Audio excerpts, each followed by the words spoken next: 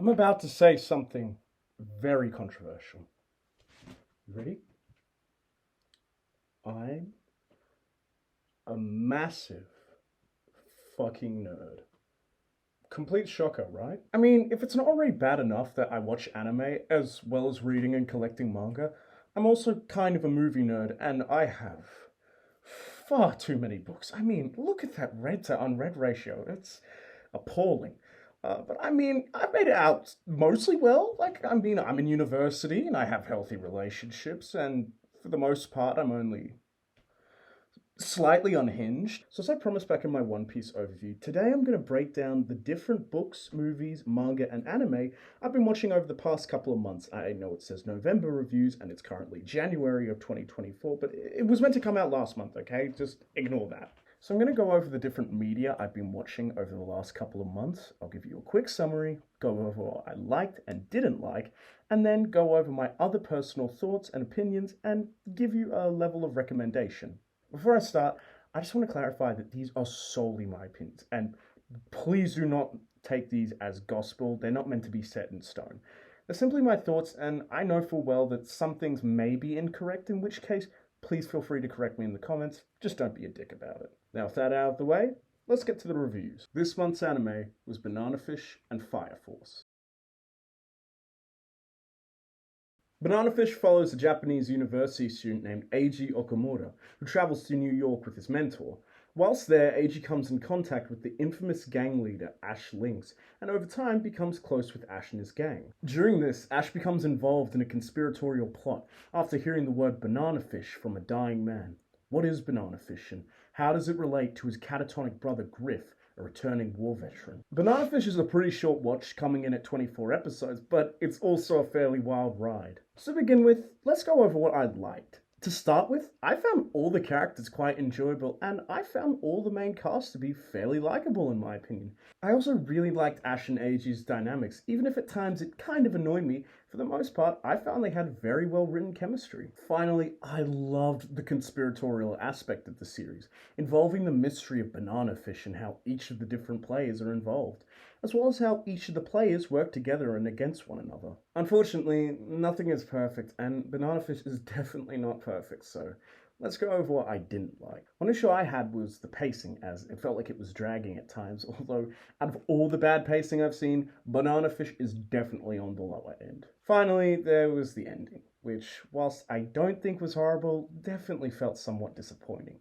I don't outright hate it, I just didn't really like it, and from my understanding, this is somewhat of a general consensus as most people hold similar opinions. Overall, I thought that this was a pretty good show, and if you're looking for something a bit longer than a usual 12-episode anime, filled with action and conspiracy, I'd definitely recommend giving Banana Fish a watch. However, a quick disclaimer is that this show deals with some pretty heavy topics that may be uncomfortable or triggering to some viewers.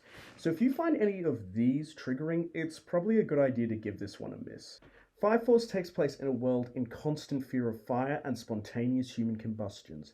It randomly occurs and no one is safe from it, with the victims becoming fire elementals called infernals that wreak havoc. It's a tragic and horrific occurrence. However, there is hope to be found in the Special Fire Force organization, made up of brave soldiers consisting of regular humans and humans with fire-based abilities called pyrokinetics. This organization has three objectives: protect the citizens of Tokyo, put infernals to rest, and find the source of and ultimately eliminate spontaneous human combustion. The story follows second-class fire soldier Shinra Kusakabe, a rookie and third-generation pyrokinetic who enlisted in order to protect the people of Tokyo, showing that even a devil can be a hero. However, Shinra has a second purpose. His devilish reputation stems from a tragic past where he lost his mother and baby brother in a house fire that he was blamed for, with the house being burned down by a unique infernal taking the form of a demon. So what did I like? For starters, the animation of this series is really good and has a great flow and sense of fluidity to it. By extension, this plays into my next favourite aspect: the power system. Now, I like pyrokinesis as a power system, not just because it's an interesting power system, playing off the theme of fight fire with fire, along with being relatively fair with second and third generations having their own strengths and flaws, I mean, until you get to know someone like Benimaru, who has a mix of second and third generation ability, as well as being a fairly cool power system. When coupled with the brilliant animation, as well as the entire anime's aesthetic, it just looks absolutely incredible. However, it doesn't just stop there, as the sound design used for the pyrokinetic abilities is absolutely insane. Here are some of the best eargasm moments.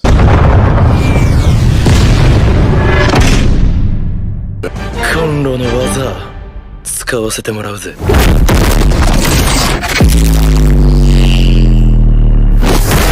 It's because of these effects that these fight scenes just hit all the more harder and give even more weight and depth. Although it's not very surprising when you find out the anime was produced by David Productions, who also produced the JoJo's Bizarre Adventure anime, which is chock full of effects like this.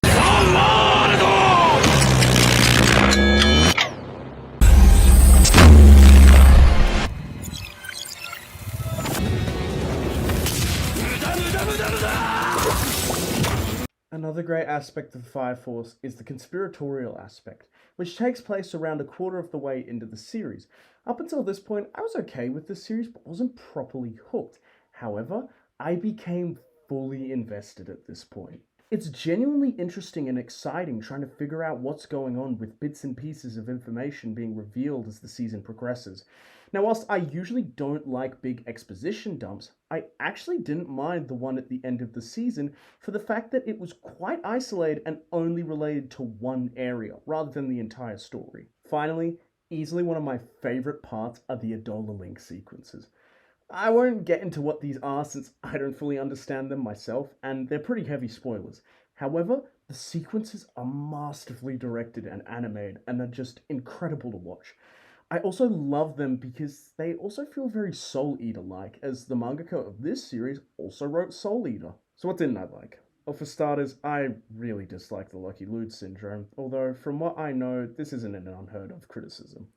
For those wondering, this character here, Tamaki, is exceptionally clumsy to a point that she will accidentally end up in lewd situations, like losing an article or articles of clothing and being exposed or naked, or will wind up in sexual positions, and she blames this on her Lucky Lude syndrome. Now, I already don't care for fan service, although JJK is an exception.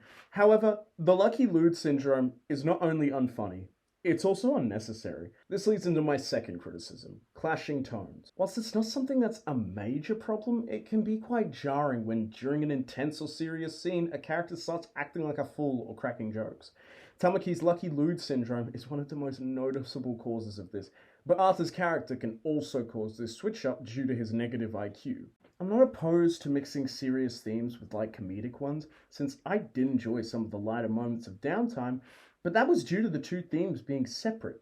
Now, that being said, it is possible to combine them. I mean, look at Chainsaw Man. However, it has to be done correctly and combined, rather than one just being shoved into the other. I feel like I'd probably be a bit more critical of this series, but I'll admit that I kind of have a soft spot for it.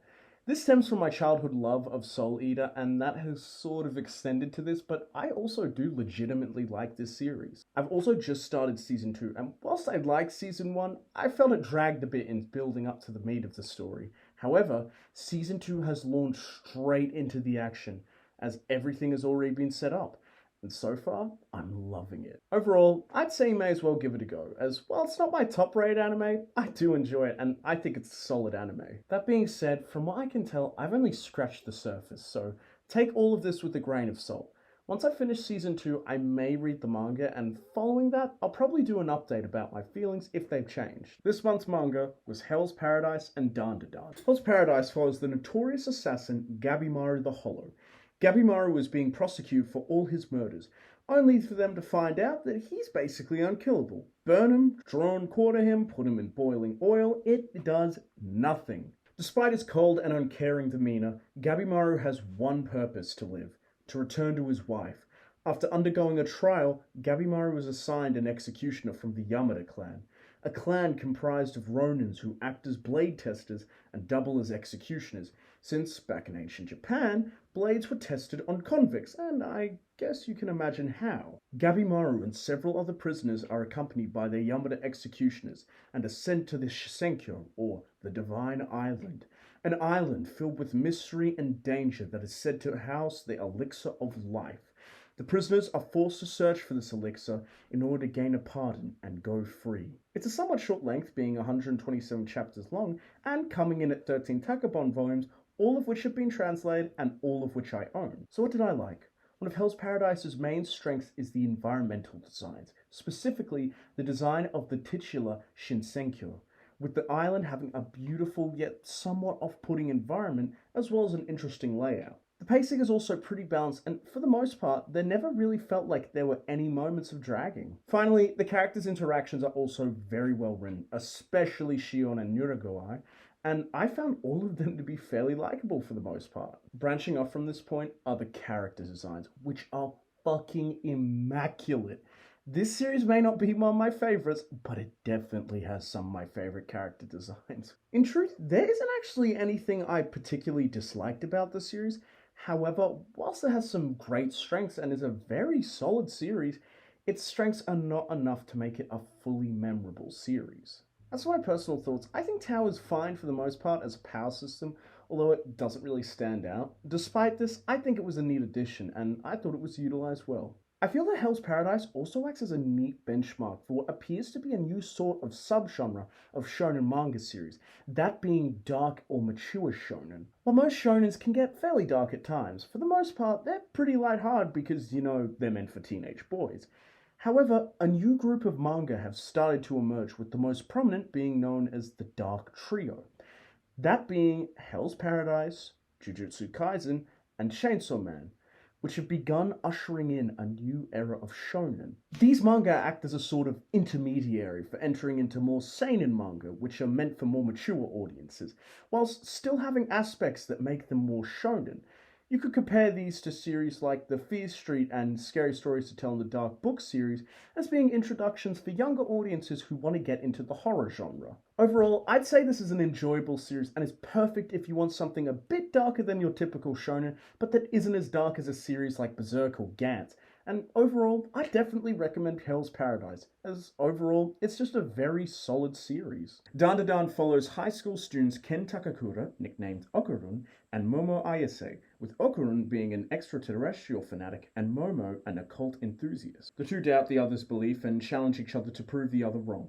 Okurun must visit an abandoned and seemingly haunted tunnel, whilst Momo must stay the night at a building which is reported to be the site of alien abductions. As luck has it, turns out both are right. Both supernatural spirits and aliens exist. However, both run into some issues, with Okurun being possessed by the spirit who inhabits the tunnel, Turbo Granny, and Momo is abducted by the alien Serpoian race. However, both make it out with newfound powers, Okurun gaining control over his Turbo Granny form, and Momo awakening telekinetic powers.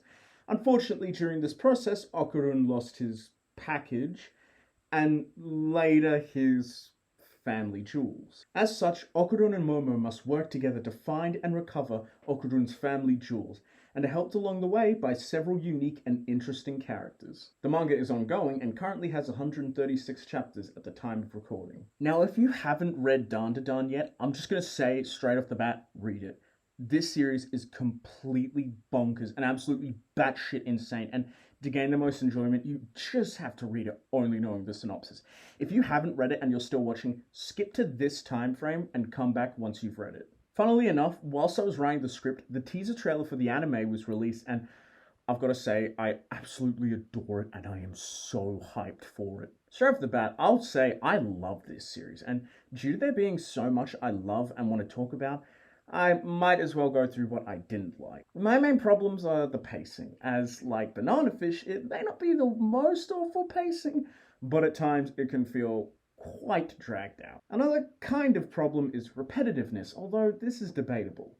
Essentially, Dandadan uses the monster of the week trope, which boiled down is essentially gang runs into new monster, gang has to fight said monster, which can contribute to the pacing in terms of being dragged out. Although this is more of a surface level complaint, as nuance can be found in the beginning of the fight and ending, with some fights being absolute standouts like the most recent fight.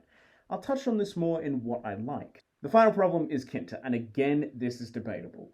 Kinta Sakura is a character introduced in Chapter 64 during the Kaiju arc and is a bit divisive. Some hate him, some love him, and I'm kind of in the middle. At times he can be genuinely annoying and you dread seeing him reappear, but other times he is genuinely hilarious and is an absolute master of clutch, as seen in the Kaiju and Space Globalist arcs. If I had to describe him, I'd say he's like Usopp from One Piece, but not as likable, and in a more realistic scenario. However, in the newest chapters, he's gone some real character development that has made him a bit more likable and tolerable. Overall, he suffers from the same problem as Usopp, having a sort of inferiority complex with everyone else having supernatural powers. However, I think to combat this he will become more efficient if he's given access to the nanoskin technology, as he seems very adept at using it. This could make for a really unique and badass fighting style, with Kinta utilizing a weapon that can constantly change and reform seamlessly. For starters, the art in this series is fucking phenomenal, with these incredibly detailed panels that can elicit an array of emotions, coupled with the brilliant composition of group panels and the way fights are illustrated. It just elevates it to a whole new level. One little thing I absolutely loved was the use of cuneiform and the mention of Sumerians with Vamalo's character. One of my university classes was actually ancient languages, shout out to all of you, love you all, during which I learnt about both the Sumerians and cuneiform, and I was shocked and delighted to see it. Although in truth, I don't actually know how accurate it is, as I can't actually read cuneiform, I just know about it, so for all I know, it might just be gibberish, but I do actually hope it is proper writing. This month's books were American Psycho and The Hellbound Heart. American Psycho follows Patrick Bateman, an esteemed investment banker who lives amongst the upper class and leads a comfortable life. Bateman has a beautiful wife, a toned and well-built body, a killer sense of fashion, and a positive reputation holding strong and socially aware views. There are only a couple of problems. All his views are complete bullshit, as he is a raging bigot. He has an inclination for cocaine and a complete lack of empathy and any real emotions, as well as a craving for sadistic activities and murder. One thing that makes American Psycho such a disturbing and horrifying book is the intricate and detailed descriptions of the murders Bateman commits that really catch you off guard. It also adds an interesting layer showing how calculating he is, as he calmly describes in brutal detail how he kills. It's absolutely horrifying. Along with these graphic and gruesome descriptions of murder, the horror of American Psycho is also derived from the power Patrick Bateman holds as a member of the upper class, which is one of the main aspects of American Psycho, critiquing the upper class and their bigotry and classist views. It's with this power that Patrick Bateman holds that horror is incited when following the victims, as there is no way for them to win. Should they manage to escape, Bateman will be untouchable and unable to be brought to justice. And even after all the crimes he's committed, he will never be prosecuted. The use of deadpan comedy is also spot on and lightens the tone slightly, but never fully takes away from the gritty and cruel atmosphere. From here on out, we'll be in spoiler territory for the review, so if you haven't read the book or would not like to be spoiled, skip to this timestamp. Another brilliant part of American Psycho is the way Ellis displays Patrick Bateman's unstable psyche. We see this in several different ways, including sudden needle drop reviews of Bateman's favourite artists, short tangents within chapters where Bateman begins talking about irrelevant subjects or events that previously happened before abruptly returning to the main subject, changing from first person to third person back to first person's perspectives, and several eerily described sequences involving Bateman in either a drug stupor or a manic episode. All of these culminate in such an exquisite manner that it truly becomes impossible to measure the legitimacy of the book's events and sequences, whilst also creating a genuinely uncomfortable and unsettling feeling in the audience. Finally, one of my favourite parts of the book is a single scene that takes place after Bateman's killing spree, that being the cab driver scene, where Bateman is mugged and called out by a cab driver whose friend was murdered by Bateman in cold blood during said killing spree. It's a simple and potentially forgettable scene, yet it stands out to me as it helps to lighten and bring an abstract form of hope to this otherwise bleak story. A moment where someone stands up to the big bad wolf, and whilst it may be something as simple as stealing valuable items and calling out his actions, this simple action inspires hope and a form of catharsis. The man who inflicted so much pain and terror feels fear as he is no longer anonymous. Whilst he may be above the law, some people see him and are not afraid to stand up to him. Perhaps if he was unlucky enough, he may even run into another who does not fear the law and who is ready to exact justice. Now, whilst I do really like this book, it does have a couple of shortcomings. The first is less of an actual problem and more of a personal pet peeve. That is the constant descriptions of the characters' clothing. Now, don't get me wrong, I understand why this is being done. That is to highlight the themes of consumerism and vanity, and the overall theme of focusing so much on an individual's external self to make up for their internal self, or the lack thereof in Bateman's case. Patrick Bateman says it best after Timothy Bryce critiques how innocent Ronald Reagan appears on the outside, finishing Bryce's point by adding, "But inside doesn't matter." I mean, adding on to this, it's actually quite clever since Bateman never actually describes what the characters actually look like. He just describes what they're wearing. And whilst that's not necessarily a bad thing, in fact, I commend Ellis's commitment to making his point. It does get annoying when most of the page is taken up by Bateman intricately describing the style, fabric, and manufacturers of the clothes his colleagues and acquaintances wear. Another issue I had was the overuse of shock factor leading to desensitization. Whilst the gore scenes are brilliantly and horrifically described, at times it feels like it overtakes everything and as such loses its edge by the end. As horrific as the acts are, after about the 7th mention, you start to get desensitized to it and it ends up just being relegated to getting a small, "Oh, what the fuck," out of the reader, rather than the very visceral and shocked reactions the first mentions cause. This could be so much better utilized if it was more sparsely used, since Ellis is a master of macabre descriptive writing. So when these moments do occur, they have a greater impact while still eliciting that visceral reaction up until the end of the story. I'm planning on making a video that compares the two side by side and analyzing what makes both formats so incredible and which I'd recommend.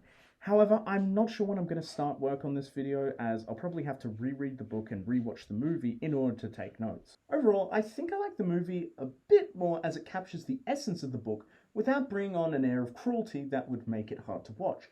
Although it could be argued that that's just part of the experience of reading the book, but that's debatable. Now, if you do a bit of digging, you'll find that Bret Easton Ellis isn't exactly the most liked person out there due to his beliefs and attitudes. This is especially evidenced in his book White, which is literally just an autobiography where he voices his distaste and critiques of the left and woke culture. Now, I'm not going to get into any of that since I try to keep my politics to myself for the most part, and if I can keep it clear, I do. Also, this is just a fun little channel where I talk about media that I enjoy and the projects I'm working on. And also, I am not nearly knowledgeable enough to make any comments or points about this kind of stuff. I just wanted to acknowledge this aspect of Ellis, and in my opinion, whilst there are many different takes on Ellis as an individual with his personality and politics, hell, I have my own take on him, on what I think of him as a person, in my opinion, Ellis is a brilliant author. As whether I'd recommend this or not, I'd definitely say yes, as long as you can handle heavy subjects and intense gore. Otherwise, if you're basically desensitized to everything like me, well, except child murder, this is a definite must-read for horror fans or those interested in the critique of our consumerist society. The Hellbound Heart follows married couple Larry and Julia Cotton, who move into Larry's grandparents' house. The house used to be owned by Larry's mysterious brother Frank, who has disappeared, assumed to be off on one of his insane escapades due to his nihilistic and hedonistic nature. In reality, Frank came in contact with the Lamarckian configuration, a puzzle box that, after being solved, summoned the Cenobites, a group of mutilated beings that thrive on sadomasochism and that appear before individuals who seek experiences beyond the realms of pleasure and pain. Frank is taken back to their dimension where he is to discover these extreme experiences and to essentially be tortured for all of eternity. However, due to a loophole, Frank can return to the physical world and contact Larry's wife Julia, whom he had a brief affair with, and request for her to help him return to his physical body. Due to Julia's obsession with Frank after their one-night stand, as well as her general disdain and boredom with Larry, Julia accepts and begins murdering, providing blood to build up Frank's body and allow him to return to the physical world. One of the most prominent aspects of the Hellbound Heart, and easily its greatest strength, is the writing style, which is something that you just have to experience. Barker uses such vivid yet obscure language that brings a great level of intensity to the entire story, which leads perfectly into my second point: sensuality. Easily one of the most captivating aspects of the Hellbound Heart is Barker's extensive and intricate exploration of sexuality. I should clarify, when I say sexuality, I'm not referring to sexual orientation, I'm talking about sexual experiences. Barker's descriptions of the moments of intimacy and sex are outstanding, as they go beyond simple, titillating sequences you may see in smut, but rather deeply emotional and in some ways transformative experiences. This also plays into the experience of the intertwining of pain and pleasure, as the scenes of torture and mutilation are just as sensual and interesting as the scenes of sexual activity, despite how mortifying that may sound. This can be seen plainly in the opening when, during Frank's torture, he,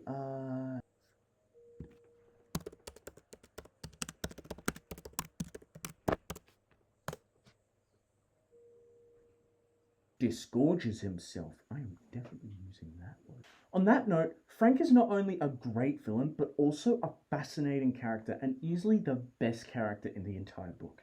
Frank is an explorer of experiences, and in his life has taken many paths in order to find experiences to keep him alive, including pleasure and pain. And then there's the Cenobites. They're actually more absent in the book compared to the movie counterparts, despite Cenobites being the first thing you think of when you mention the Hellbound Heart or Hellraiser. Despite this, they are easily the best addition to the book and are absolutely captivating. One more shocking fact is that the Hellpriest is not actually the leader. Now, some fans may say, Hellpriest? Who the hell is that? Well, it's actually Pinhead's official name and the name that Clive Barker refers, so I'll be calling him that from now on. Once again, despite this fact actually creates a very interesting dynamic, as despite being referred to as the Hell Priest, he felt more like a leader that worked independently from any higher power in the movie, whereas in the book, the lead Cenobite, however, actually feels like a Hell Priest, as they work on the whim of a higher power, that being the Engineer. Although technically the highest power is Leviathan, which is this fucking thing, but that's a whole other piece of lore that I don't have the time nor knowledge to explain. And this also segues into another point. They actually gave the Engineer a purpose.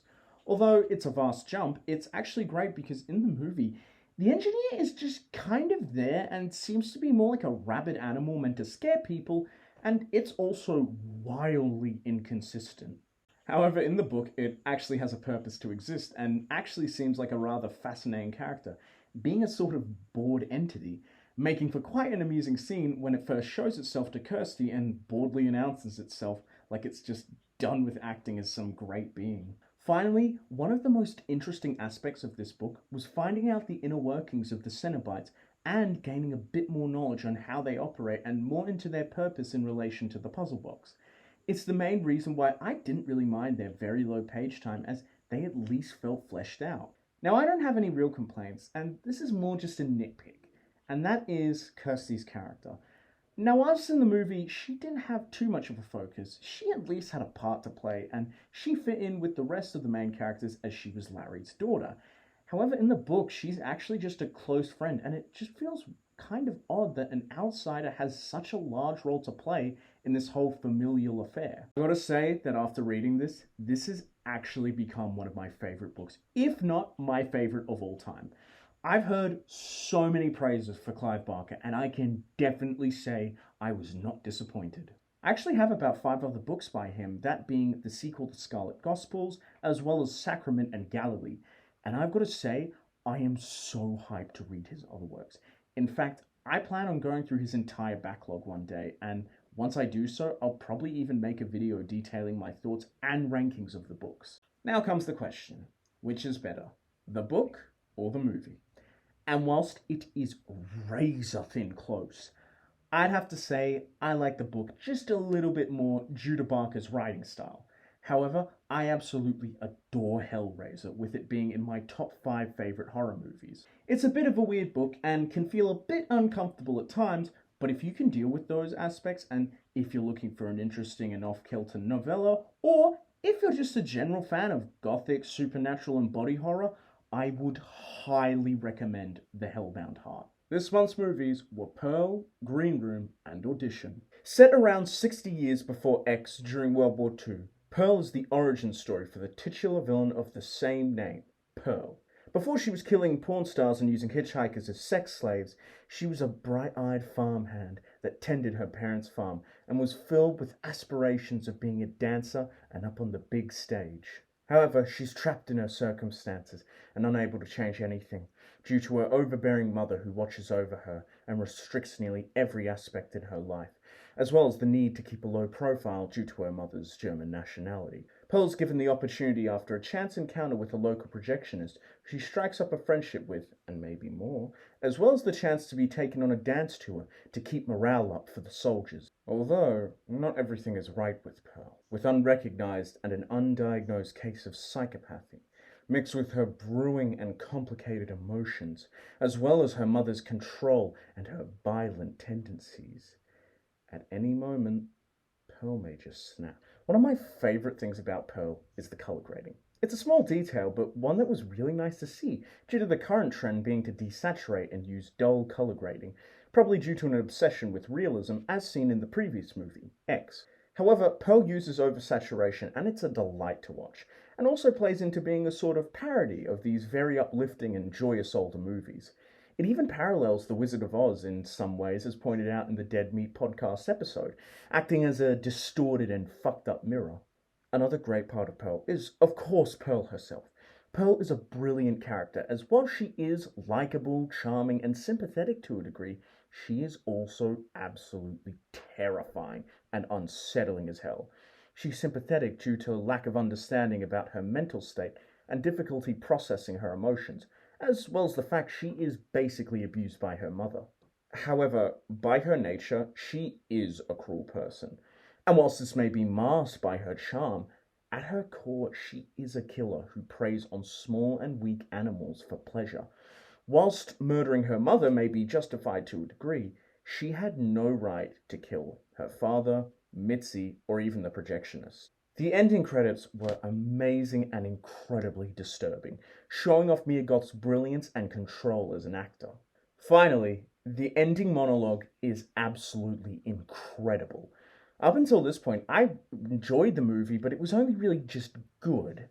However, this single scene elevated the entire movie to a whole new height for me. Mia Goth absolutely kills it in this scene and just shows off how incredible her acting skills are. The whole thing is incredibly unsettling and goes on for 10 minutes without any cuts. It's where Pearl comes full circle in my opinion, and it's what provides so much depth to her character. In truth, I don't really have any problems with this movie. Initially in the script, I wrote that the pacing was a bit slow, but I don't think that's accurate as I hadn't been sleeping well and I was quite tired when I watched the movie, so that may have affected my enjoyment, and at the end of the day, that's just my problem. One of the most underrated things was the Texas Chainsaw Massacre parallel when Pearl kills her father, panning away from the actual murder and zooming into the canary. It was this small thing, but it was rather eerie and really added to the unsettling atmosphere of the moment. To me, one of the most disturbing scenes was definitely Pearl's freakout after she's denied at the audition. I feel like this really hits home to all creatives and everyone with a dream. We all want to succeed and we put so much time and work that when it fails, we would probably all have the exact same reaction. It's one of the moments that lends so much sympathy to her character as you want Pearl to prove her mother wrong, but in the end, she'll die with regret and vitriol as she never achieved her dream. Now, as to which I preferred more, I'd have to say I preferred X, but only slightly. And I mean ever so slightly. I think it's because there are more intricate themes in X and more likable and interesting characters, but despite this, I'd still have to say that they're both basically interchangeable, and both are in my top 5 horror movies, up at the top. Overall, I would highly recommend this film, and I'd even suggest you watch it before watching X, if you haven't already, but that is just my opinion. Green Room follows a punk rock band called The Ain't Rights as they go on tour, when they end up at a rather interesting venue, one filled with neo-Nazi bikers. Despite this, to live up to their punk name and because they all have integrity, the first song they play is called Nazi Punks Fuck Off. Despite this bold move, the performance goes well and the band packs up, happy for getting paid and sticking it to those Nazi cunts. However, when one of the band members re-enters to go pick up his phone charger, he walks in to find a dead body. From this, the band is forced into a standoff as the leader of the Nazi group begins making preparations to erase the band. The movie becomes a survival story as the band must go up against the meticulous and brutal Nazi group who counters every move they make. One of the best aspects is definitely the action choreography due to its unique nature. Rather than being high octane and very martial arts focused, it's far more realistic and messy. This is because the main characters are literally just punk rock stars, not combat experts, so they make mistakes. This extends to how they use weapons, just sort of swinging them around with the only purpose of trying to stay alive. The cinematography and colouring is also brilliant and gives the whole thing an intense atmosphere. The characters are all pretty likeable and you want all of them to make it out alive. So when they start getting picked off one by one, you actually feel kind of sad because you want them all to make it. And the villains are terrifying, with Patrick Stewart playing the cold and calculating leader Darcy. The ending was also incredibly satisfying and tied up everything. There was something just beautiful about watching all of Darcy's plans fall apart and being killed in a rather undignified manner. What makes this movie stand out the most, in my opinion, is the way killing and death are handled. It isn't dramatic and cinematic, it just happens. The way the characters react to killing is also pretty realistic, with their impartial reactions, as in reality when you kill someone, in the moment you don't feel anything. Sure, in the future I can imagine the survivors will have to deal with some lasting PTSD and guilt, but in the moment they are so pumped up on adrenaline, they are ultimately unaffected.